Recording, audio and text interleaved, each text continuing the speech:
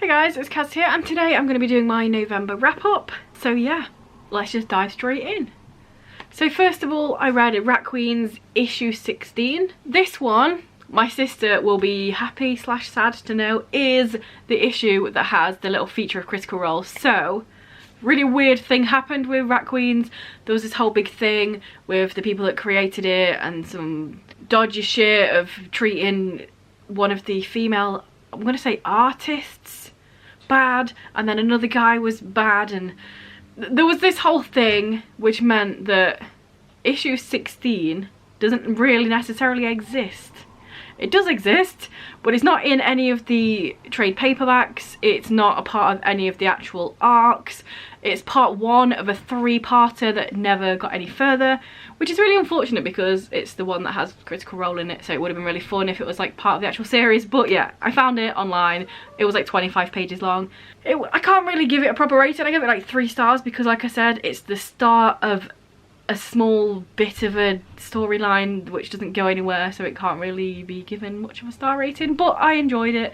I'll put some pictures up here of some of the panels with the Critical Role gang, Vox Machina to be precise, and there's Matt Mercer. But yeah, I enjoyed it for what it was. It was a fun time. I think one of the more recent things, they're going to do a big bind up of Rat Queens, and it's going to be included in there, I believe. I read on Wikipedia, but yeah, it doesn't really count as anything.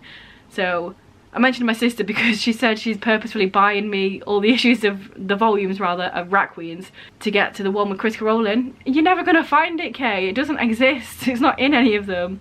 But yeah, I read that. That was the first thing I read. It was fun for what it was, but yeah, it wasn't really a thing. After that, I read Lot by Brian Washington, and this one I had mixed feelings about. When I first started it, I was really enjoying it, but then what I didn't realise is that it's a bunch of short stories, but some of them are the same characters, and you jump back to them characters throughout the book, but other ones are just completely random characters, and it doesn't really have any sort of way while you're reading it to tell you when it's going to change and stuff.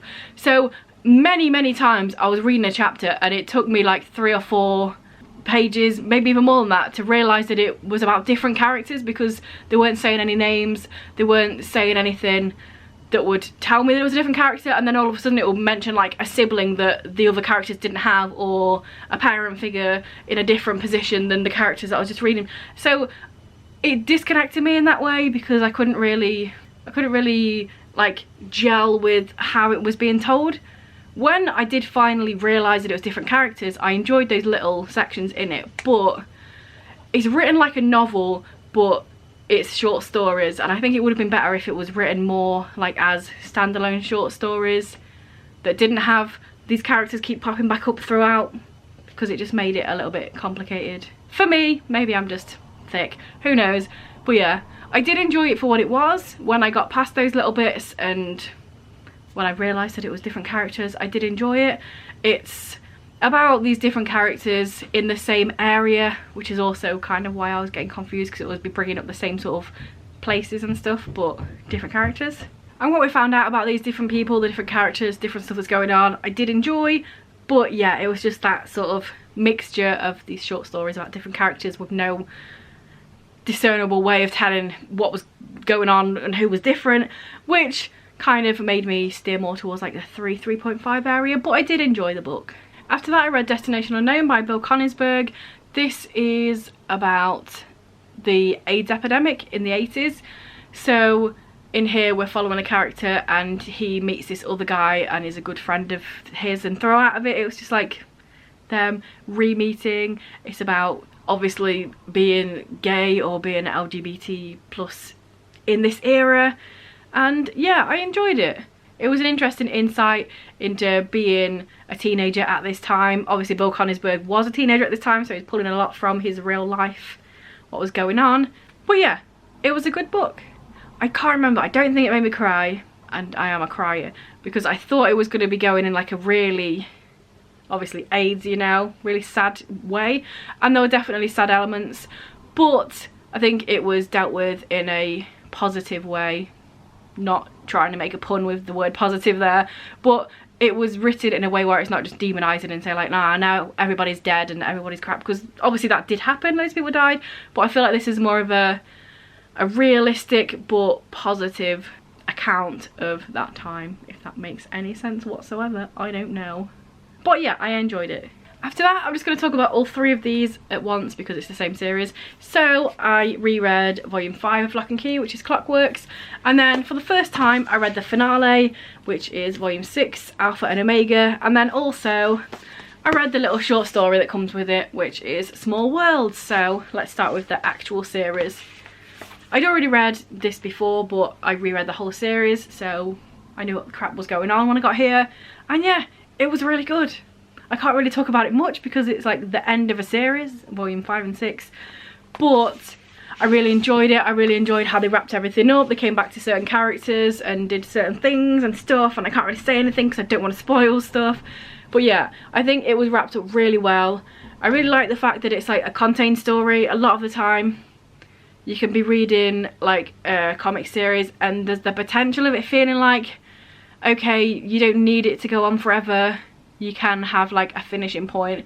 And with this one, it was so popular, I feel like they probably could have just carried on spewing more out and people would jump and eat it, and rightfully so, because it's really good. But I really appreciate the fact that they were like, no, this arc is from here to here, it's 6 volumes, and here is the 6 volumes. And yeah, it was really, really good. Let me try and find some artwork that's not spoiling anything, because I like showing the artwork when talking about graphic novels. Oh, that is very spoily. Let's try and find a page that's not... Here's a page, just don't read any of the words. This is the sort of artwork we have in here. I mean, Small Worlds was really fun. This is set in the same house, but it's set many, many years previous. And it's just like this little small story about one of the keys that is not talked about in the main series. So it's kind of fun because it's a little side thing, but you can see that it's in the same place, and it's like the Locke family, but back in the day. And this was a fun time. It was only 1 short story. I thought it was 2. I read somewhere that it was 2, but it's not, it's 1. And then in the back it's just got loads of like extra stuff, how they plan stuff out. There's like whole pages of planning out stuff, and how we like write stuff down to make it into panels. So that's kind of interesting, and yeah, I really enjoyed this one. It was a fun little one-shot in this universe. We're about halfway through, so let's head on over to one of the Sponny ones, and then I shall be back with the last books.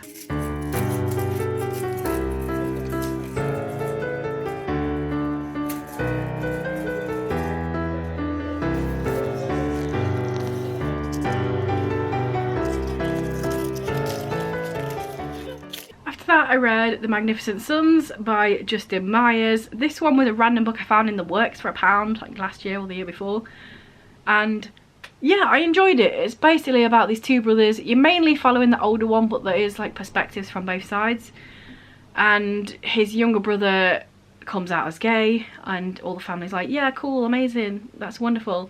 And then he's like dealing internally with his bisexuality, and he's known like since he was a teenager. It talks about some previous experiences, but he's been in a long-term relationship with a girl, and neither of them are really happy, but they're sort of going through the motions. And it's about him coming to terms with that side of him and the fact that he should be open and accepting of himself. But it's also just a lot about family relationships. The brothers aren't really close in any sort of way. They rub each other the wrong way, both of them do, in different ways. The family dynamics in here is the main part of the story. He has his parents, the brothers, and then a sister, and it's just all about the family dynamics. It's also really interesting biphobia talks in here. Like, the parents love and accept their younger gay son. He's very out, he wears makeup, he's very like big and bold and in your face, whereas their older son is like the more serious. He's our normal son, and when they find out he's bisexual, there's a lot of biphobia from the parents, even though they're accepting of the other son, because he's like, oh, you're the one that's meant to do the normal stuff and have the family and stuff. Oh, what do you mean? So yeah, it's really interesting to read that, the fact that you can be open and accepting in one way, but then in another way completely the opposite. It was really interesting to read those different dynamics, and yeah, I enjoyed the book, which is good. After that, I read Scurry by Max Smith, and this one was just absolutely wonderful. It's a middle grade, but it's one of those middle grade that's just like universal, everyone should read it. The artwork is stunning. I absolutely loved it. It's just about this mouse colony, that's not how you say that word, colony, and them trying to find food because some sort of an apocalypse has happened. All of the humans have gone, so they're out trying to find food. They're house mice. So they've like always relied on humans and finding food in houses and stuff. But then they have to go out in the big bad world and try and find food. And it's just absolutely wonderful. The artwork is stunning. Let me just find this one guy who's amazing. When I flipped open this page, I was just like, what in the absolute incredible art is this? Pretty much every page is that, but this one, just look. It's the mouse and it's found a big massive turtle guy. It's just stunning. I'll show you some more art just because, like I said, it's amazing. We'll do one more just for fun. And yeah, it was just an absolutely gorgeous experience because the art's so nice. And as you can see, the big bad naughty cats, there's big predators about, and there's some infighting in the hierarchy of the mice. It's just so good and I loved it and it was really good. And the art's stunning. I could just look at it forever. So yeah. After that I read Good for Nothing by Mariam Ansar. Is that what it says? Ansar. Mariam Ansar is what I've written down. This one I read because the buzzword for November was the word good, and I didn't own any books, so I found it on the library app. Good for Nothing. And yeah, I enjoyed this book. It's about these 3 teens, and one of them, well, 2 of them are doing a little tag on a bus station and they get stopped by the police. The other one's sort of walking past, and then they all get brought in and they have to do this community service program thing. And it's about family and racism and class, wealth divides. It's set in England as well. And yeah, it was a good book. I enjoyed it. You see perspectives from all 3 of the characters, so you see the different family dynamics. The one that did the graffiti, the main guy, his older brother was killed in an accident. I think, if I remember correctly, it's like the police were after him and then he got hit by a car, I think, and then like everyone's like, oh, he was a gangbanger, oh, he was into drugs, oh, all this, and then he wasn't. It was just a teenager that existed and was not white. So he's got a lot of anger about that, and you see all these different ways that it's affecting him and his family. And yeah, it was just really good. All 3 of the characters are very distinct. They all had their own family problems, they all had their own aspiring wishes and stuff, and I enjoyed it, which is always a bonus. And then last but not least, I finally read The Trials of Apollo, The Tyrant's Tomb by Rick Riordan. So I looked at Goodreads and I read book 3 in The Trials of Apollo in 2020. So it's been 3 years, so maybe that's why I was a little bit, what? But it's really good at reminding you what happened in the previous book, so I didn't really get lost anywhere, which is good. As soon as the character came up, they'll be like, oh yeah, and then that thing happened the other time, and I was like, yes it did. Thanks for the reminder, it's been 3 years. But yeah, this is book 4 in the Trials of Apollo series. There are 5 in total. I should definitely read the 5th book next year, rather than waiting another 3 years, you know what I mean? But yeah, I really enjoyed this one. I really liked the fact that there's a war on. I didn't like the fact that there's a war on, but there are actual consequences, there are casualties, there are deaths. Like even your YA and your adult stuff do massive flipping wars and don't kill any main characters off. I'm talking to you, Sarah J Maas. And this is a middle grade, and they're like not afraid to be like, stuff happens and people are gonna die because there's this big massive thing that's happening and there's a big war on, you know what I mean? So I really appreciate that. I did cry at this book at one point while I was reading it. I don't, if you've read The Trials of Apollo, you know that each of the chapter headings is a little haiku, and I did start with reading the haiku, but then I felt like it was too spoilery of telling me what was happening in that chapter, so I stopped reading the haikus. And then after I finished it, I went back and read some of them, and I was like, yes, that would have given me too much information. So that's just a random point I'm just gonna make for no reason. But yeah, I really enjoyed it. A lot of stuff happened, it all kicked off. I can't really go into it because it's book 4. But I am very much looking forward to the last book in the series. I really like the character development, the way that Apollo himself has been developed. The first book, he was very selfish, very egotistical, very arrogant. He's a god. He thinks he's better than everyone and does everything better. but we're getting through the series and through the points, and he matures a lot. He has humanity, he has feelings for other people, empathy, imagine that. And yeah, I just think it's been done really well. So there we go. Those are all the books that I read in November. Let me know down below what you guys read, or if you've read any of these, do any look interesting and you're thinking of maybe picking them up now, let me know down below. And do all the things if you want. Subscribe, like, comment, all that jazz if you want. I'm not forcing you. And yeah, I will be back in a few days with another video. Bye.